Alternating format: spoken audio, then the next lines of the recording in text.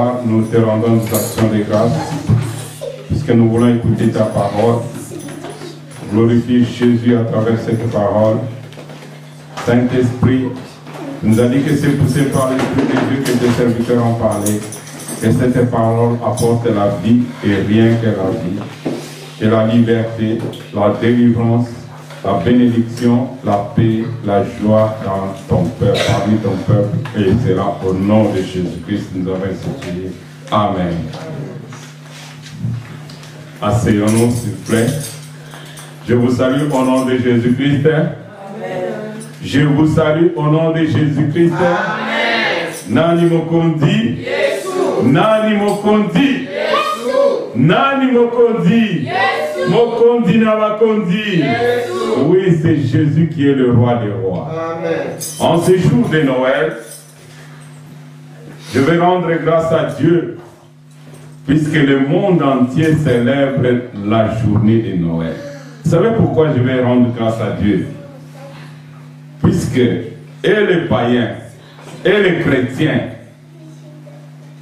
ils ont une pensée positive pour notre Dieu qui est Jésus-Christ. Amen. Amen. Voilà pourquoi moi je me réjouis. Nous allons partager la parole de Dieu dans le livre de Psaume 34.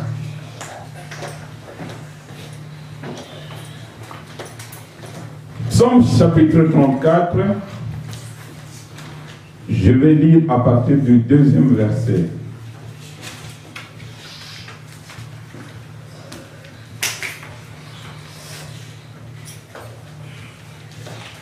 Je lis au nom de Jésus. Je bénirai l'Éternel en tout temps. Sa louange sera toujours dans ma bouche. Que mon âme se glorifie en l'Éternel. Que le malheureux écoute et se réjouisse. Exaltez avec moi l'Éternel et célébrons tous son nom. Amen. Amen. Exaltez avec moi l'Éternel et célébrons tous son nom. Aujourd'hui, nous célébrons le nom de Jésus-Christ. Je bénirai l'Éternel en tout temps. Ici, on parle de l'Éternel. Nous célébrons le nom de l'Éternel. Et l'Éternel que nous célébrons, c'est Jésus-Christ. Lui qui n'a ni commencement ni fin. Il est éternel et il restera éternel. Alléluia.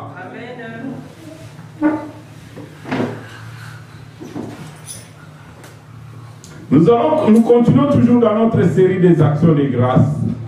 Nous rendons grâce à Dieu, lui notre Père qui nous a donné Jésus-Christ pour le salut de ses âmes. Je bénirai l'Éternel en tout temps.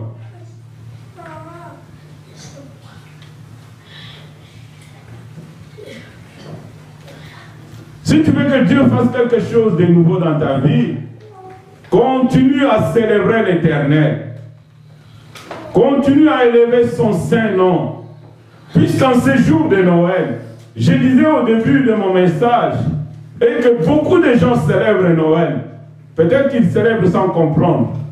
Mais ce qui est bien pour nous, ce qui est bénéfique pour notre camp, est qu'ils savent qu'un fils nous est né. Et ce fils-là, c'est Jésus-Christ. Même si les autres pensent qu'il est dans la crèche. Mais ils savent que c'est Jésus qui est dans la crèche. Amen. Ils citent le nom de Jésus. Ils ne citent pas le nom de Mahomet. Ils ne citent pas le nom de Bouddha. Ils ne citent pas le nom de féticheur. Ils disent que c'est Jésus-Christ. Que le nom de Jésus soit célébré. Dans le bon tout comme dans le mauvais sens. Mais c'est le nom de Jésus-Christ. Même les gouvernements des États européens, africains, américains, ils savent qu'en ce jour, on va célébrer le nom de Jésus. Amen. Mais quel est le nom que nous allons célébrer? Oh mon Dieu, mon frère, ma soeur, je vais t'apprendre une chose ce matin. Que Jésus, il a été né. Il n'a pas été né de la volonté humaine, mais il a été né de la volonté du Saint-Esprit, de Dieu Tout-Puissant. Amen. Dans le livre de Luc chapitre 2, je vais vous faire lire un passage. Luc 2, verset 7. Tu peux lire, s'il te plaît.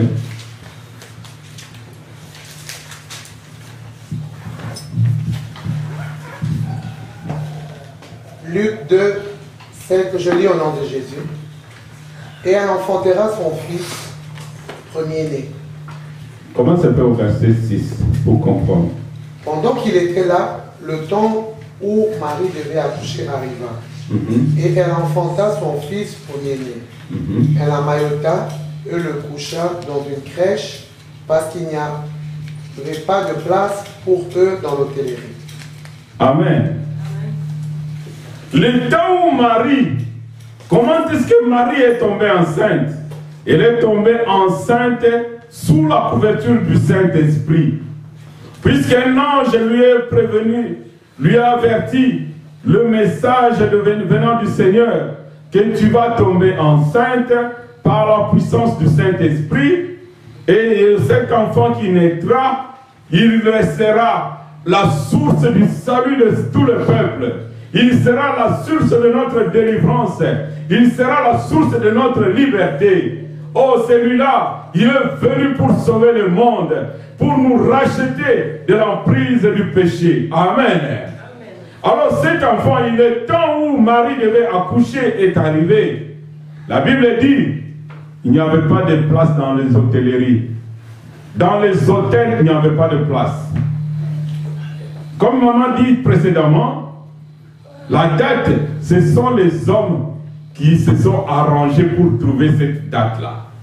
Peu importe la date que Jésus était né, mais une chose est véridique, et que Jésus était né. Amen. Amen. Il était né à travers Marie. Puisque Dieu lui a fait grâce de donner naissance à notre roi des rois.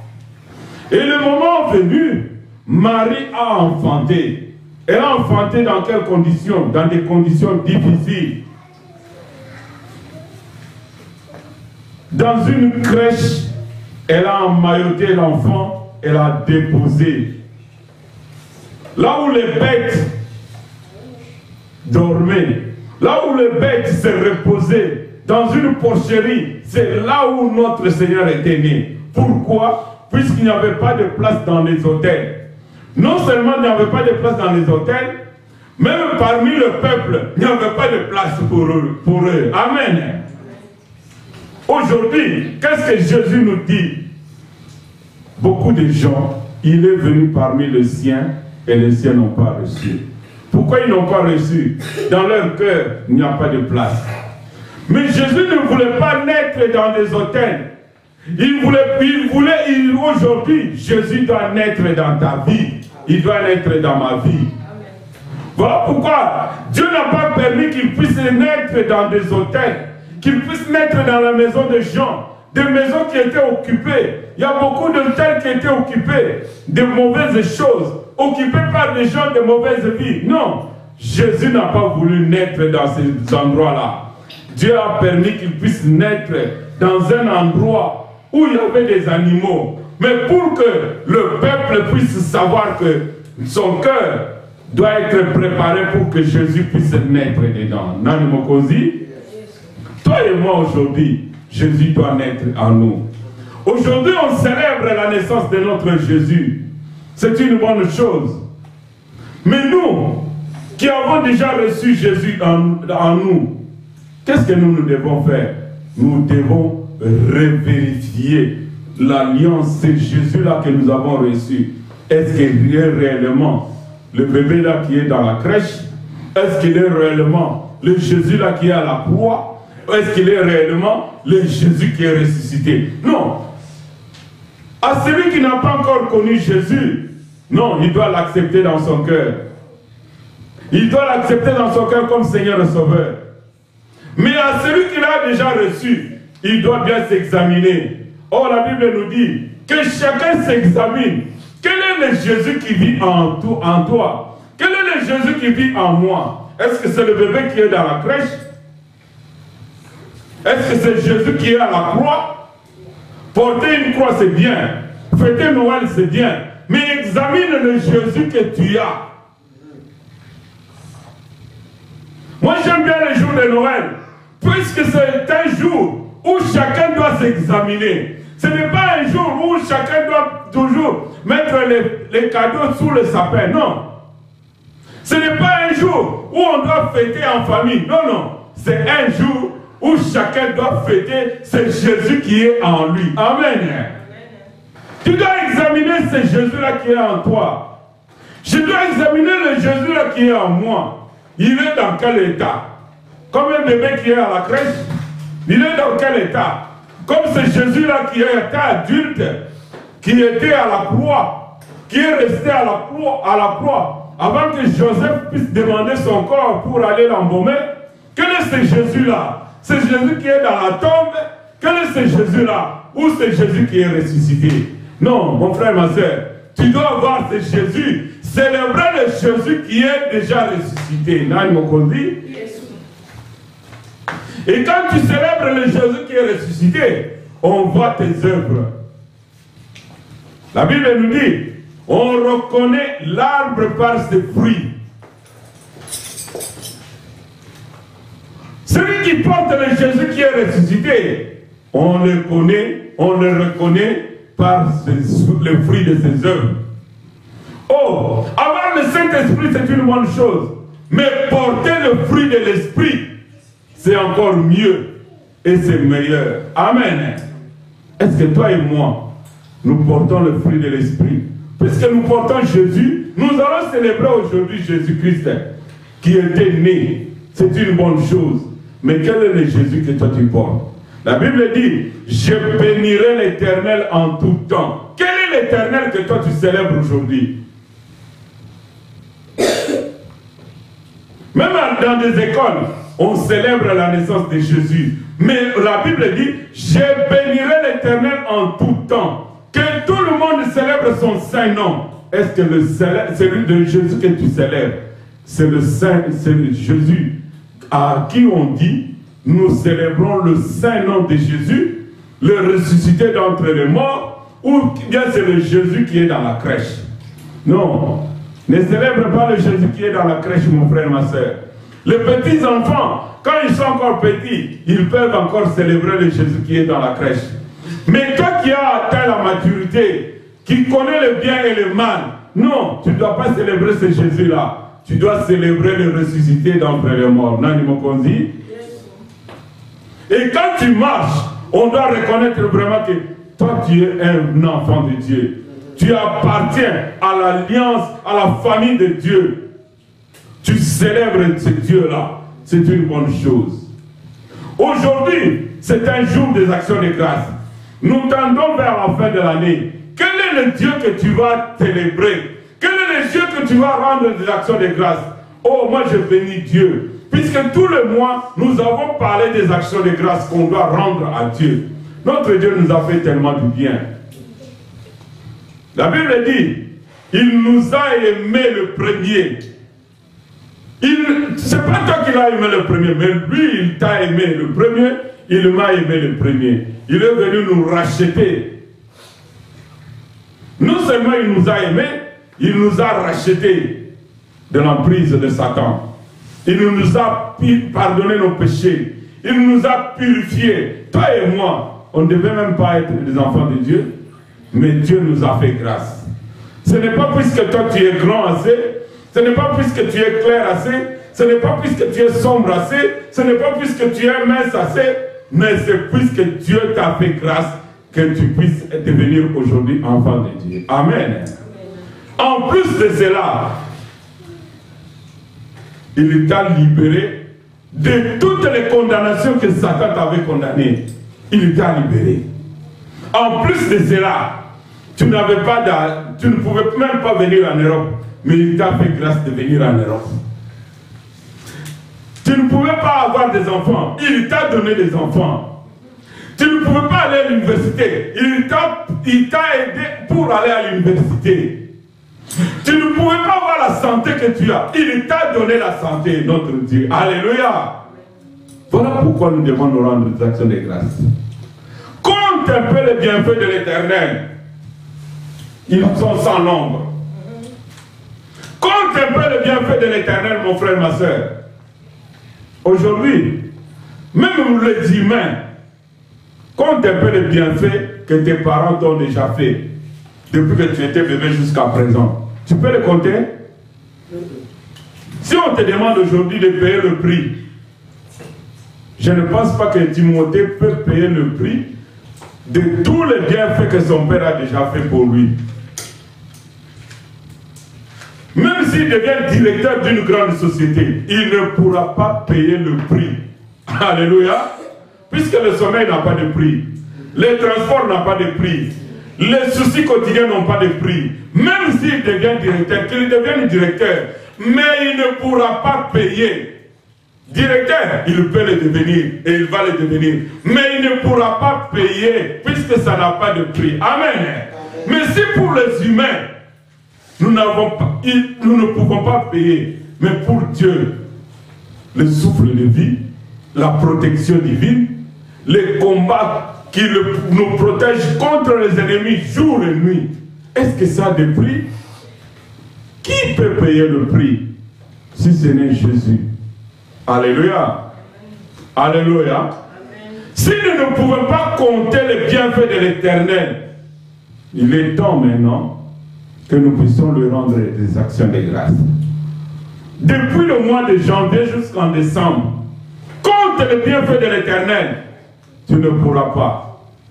Si pour tes parents, tu ne peux pas compter les bienfaits, mais pour le Créateur des cieux et de la terre, puisque ton père et ta mère ne pouvaient pas mourir à la croix pour toi. Ton père et ta mère ne pouvaient pas te protéger pendant que tu dors la nuit. Ton père et ta mère ne peuvent pas te protéger sur la route quand tu vas à l'école.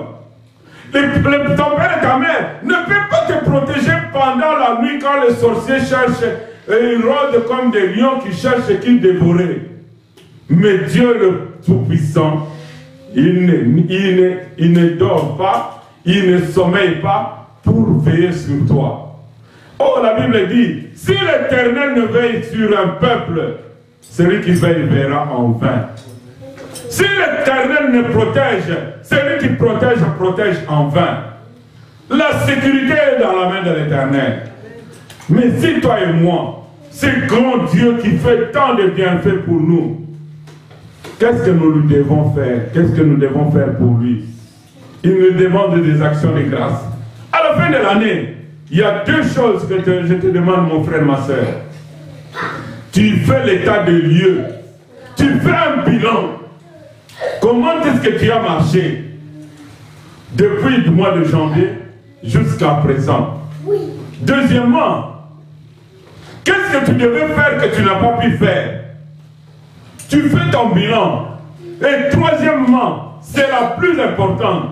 Tu dois reconnaître que dans tout ce que tu dans tout le parcours, la bonté de l'Éternel était au-dessus de tout. Nanimukozi, les bontés de l'Éternel étaient au-dessus de tout. Et pour cela, tu dois conclure. Je dois rendre des actions de grâce à Dieu. Toi et moi, nous devons rendre des actions de grâce à Dieu. Quel est le prix des actions de grâce à Dieu?